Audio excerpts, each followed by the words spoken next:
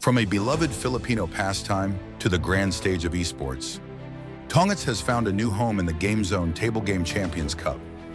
GTCC is more than just a tournament. It is the rise of a new tradition.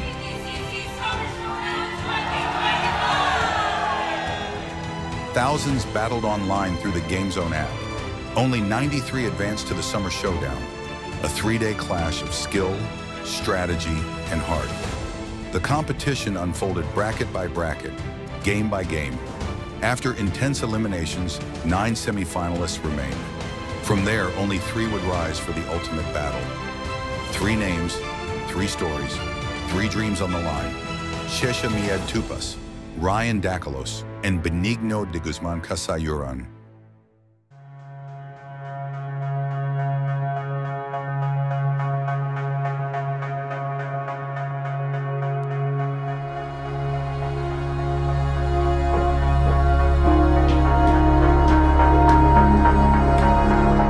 Ako po si Shesha Mied Tupas, 37 years old, second runner-up ng GTCC Summer Showdown 2025. Bingo po talaga yung nilalaro ko. Naganap ako ng ibang malalaro. So ayun, doon ko nakita yung sa tournament.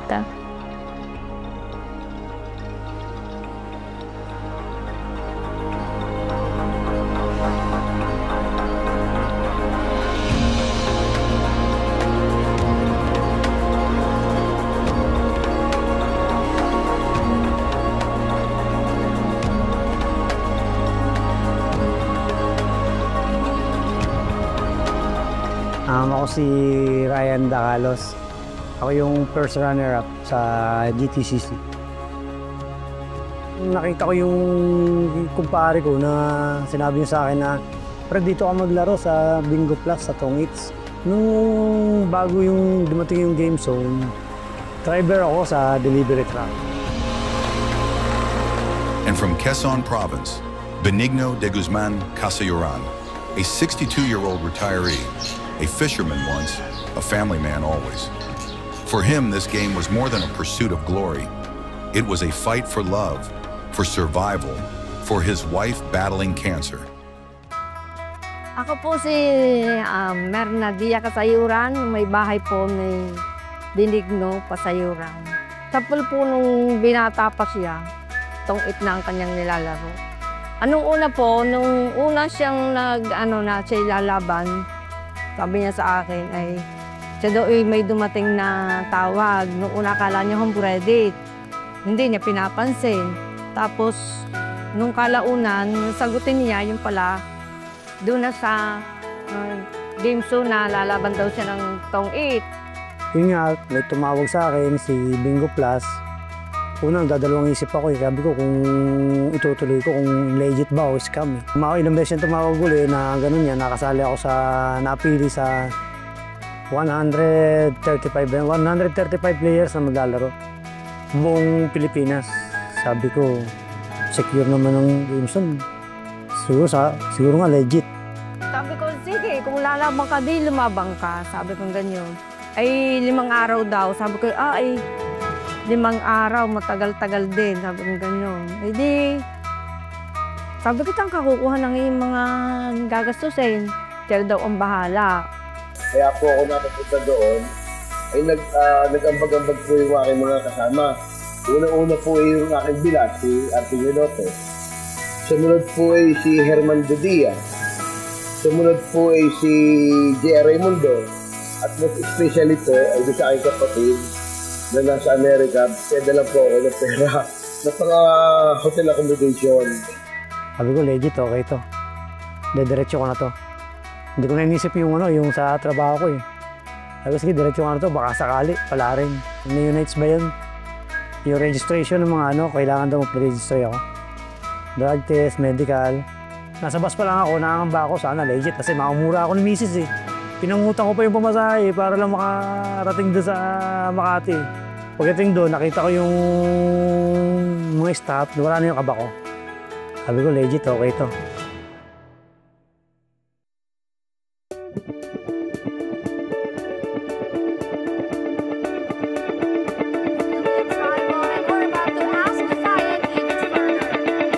Tapos yun na nga. Tapos Monday, may trabaho ko. Papaalam ako na maglilib. Kasi nung time na yun, peak season magpapa-Father's Day yata mabenta yung mga red ribbon cake delivery ko. Hindi ako pinayagan. Kaya sabi ko, tuloy ko na lang ito. Nandito na ako naka-register na ako Kaya tinuloy ko na lang. Ryan Dakalos, known for his steady hands and steady mind, a player of quiet discipline, building his strength through patience and calculation. From Rizal, Shesha Mied Tupas, bold, fearless, a rising star whose aggressive play style pushed every match to its limits. Basta kung ano na lang po yung dumating na baraha, yun nilalaro ko na lang po. Kasi sa pananaw ko po swertihan lang po talaga siya. Yung kaya takot ako talaga mga kalawang, mga babae. Sa lalaki hindi ako nangangamba Nung kalaban ko na yung mga babae, parang dinadaga yung dibdib ko pagka karap ko na yung kalaban ko babae. Lalo na yung nung part na ng top 3 na, si Sesha na. Kasi greatest prankster yun Mahilig mag-prank yun Kaya noon, dagandang na yung dibdib ko ng laban. Hirap na hirap ako sa kanila, sa mga babae. Ready po yan. First round, 50 game. Bali, nasa huli ako. Nag-negative 2,000 yata ako noon Tapos medyo nakahabol. No, last 15 game, medyo nakahabol. Naging positive 300. Yung pinaka-challenging ko po na nakakalaban is si Miss Jen Games. Siya po kasi yung nagtatap nun sa first 2 days namin na naglalaro. Kasi noong day 1 lintik yung kaba ko sa dibdib pagka naglalaban na kami.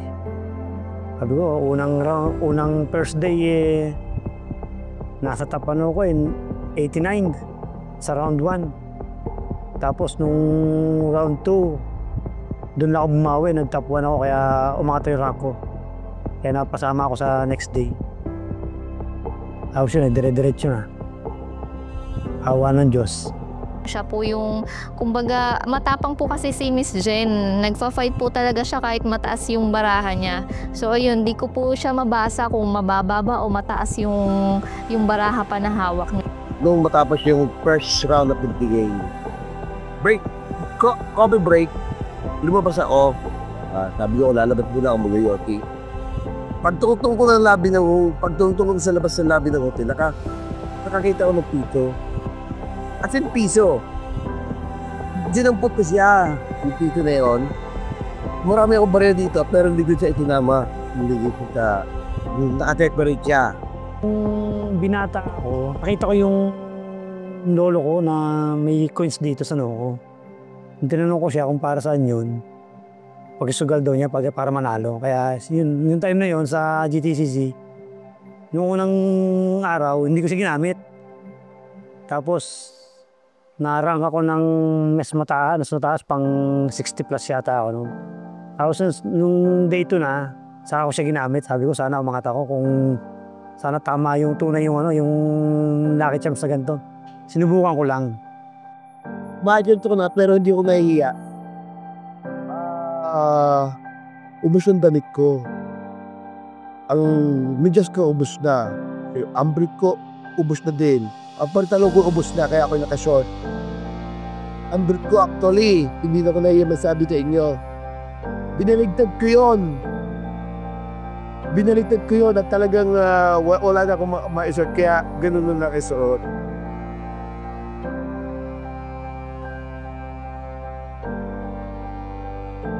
In Candelaria, Quezon, life was simple for Benigno.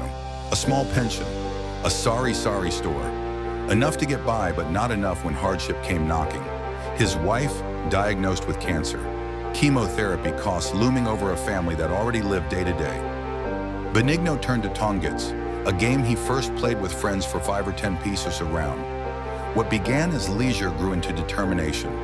Through the Game Zone app, he qualified. Through grit, he advanced. And through heart, he reached the finals of GTCC. Habang ako nagsisigarilyo, ako yung nanalangin. At gilo, ako yung masaya na din sa binigyan sa aking third place kasi may malaking tulong na sa pagpapa-immunity. Pero kung bibigyan mo sa akin, ay ako yung may tutulong sa simbahan at hindi naman ako mababago ng ugali. Ganito pa rin ako yung ano pa rin. Sige na nito, nakadamahumaki ako noon. Kasi daan takon-taka ako noon yung mga kasama ko sa roon ang iiyay, hindi masyado na nakatulog. Paano po yung labi ng hotel? Parang, alam niyo yung shape doon, nakakapal kayo na karp na yung Sangoku, yung ano. Parang ganoon, parang may humihip sa akin na ganoon. Ay, siguro, parang, yung mga kalaban ko naman na rin. Parang ano naman naman parang ordinary kanina lang mo na kalaban. Ayun, doon yung team na. Si Ryan, meron akong piso siya ganito. Hindi niya alam, meron akong piso. Siguro, sinubukan lang din niya yung ganong pagkakato, pero ewan ko, sa paniniwala, naging effective nga, kaya ako natalo. Starting from almost 100 players down to the last 3 players na maglalaro at maglalaban ngayon and chance to win, to be the champion for the second season at makuha ang 5 milyong piso. And now, ito na sila. The final 3, the final survivors of GTCC dito from, like you said, more than almost 100 rather, to down to the last 3. Control na ata ni Benigno dito. And half time. Yung psych game, man. Yeah, second half na tayo ng ating serye ngayon. Fight! Is there! Nagpon! Kailangan nagpon! Tapos ang Toki! Oh my God! Tapos ang Toki, Kuya Tors! That's it! Benigno! That's it! Benigno lumabas sa round 2! There you go! Benigno gets the victory! After Nung naklaim ko na yung prize, tinirit ko yung family ko dito, family ng asawa ko nagsimba kami ng Quiapo. Tapos after nung magsimba kami ng Quiapo, 1 week, yung side ko naman sa mga magulang ko, umuwi kami ng Cagayan de Oro. Tinirit ko sila sa province ng tatay ko. Tapos nag-video call kami doon sa studio. Sabi ko, nanalo ako. Ako yung first runner-up. Tuwa siya, naiyak din ako. Sabi ko, ito na yung pagkakataong binigay sa atin. Papagawa ko na yung bahay mo. Yung after po siya nanalo, yung lahat ng plano namin natupad kasi sabi ko sa kanya, hindi pa nag-uumpisa, magre-resign na ako kasi gawa ng mga bata, walang mag-alaga. Sabi ko pa, ako yung magre-resign na sa trabaho. Sabi ko, ikaw na lang ang mag-provide. Sabi ko ganyan, kasi walang mag-aalaga sa mga bata. Nahihiya na din kasi ako sa kapatid ko na lagi na siya nag-aalaga sa 3 kong anak. Ay, 2 maliit ko. Ngayon, pagkatapos niya manalo, sabi ko, diretso na ako magre-resign. At plano kasi namin, magpapatayo talaga kami ng tindahan dito para iyon na lang ang pansuporta namin pagkatapos. Yun, nagpatayo na kami ng tindahan. Kasi kami, ang tagal namin walang banyo at kusina. Yan, pinakabawa ako yung banyo at kusina. Kasi dalagat binata na yung anak ko, wala pa kaming banyo at saka kusina. Tapos napagpatayo ko ng maliit na sari-sari store. Yan, makabili ako ng sariling motor para sa panghanap buhay.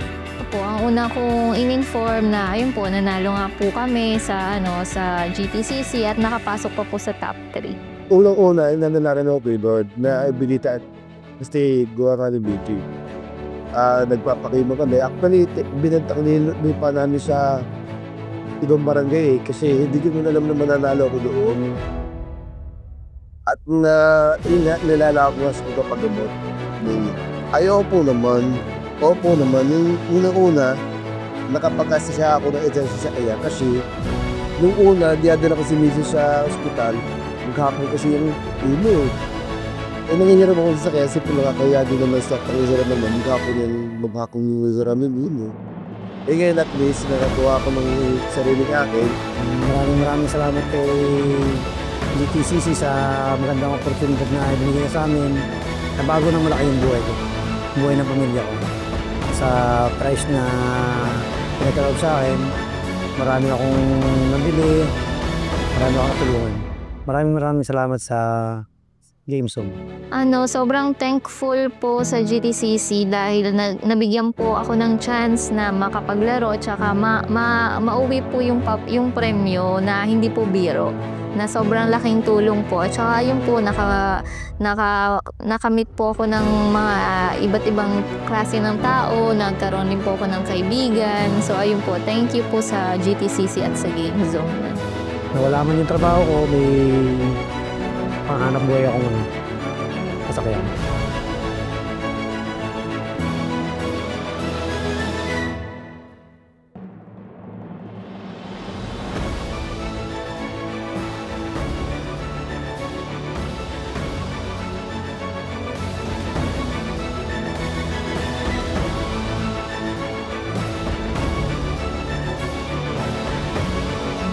Tears fell as he thanked his fellow contenders and raised the trophy high.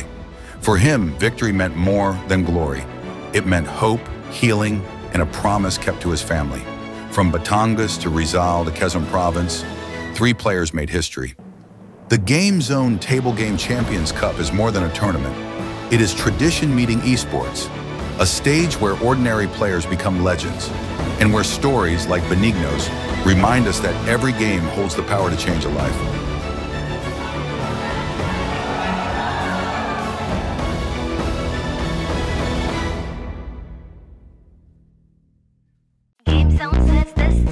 Now's the time, go play your race. Sino malakas, sino magaling. Sacks to cards and win this game. GameZone sets the stage. Now's the time, go play your race. Sino malakas, sino magaling. Sacks to cards and win this game. Battle of wins, no time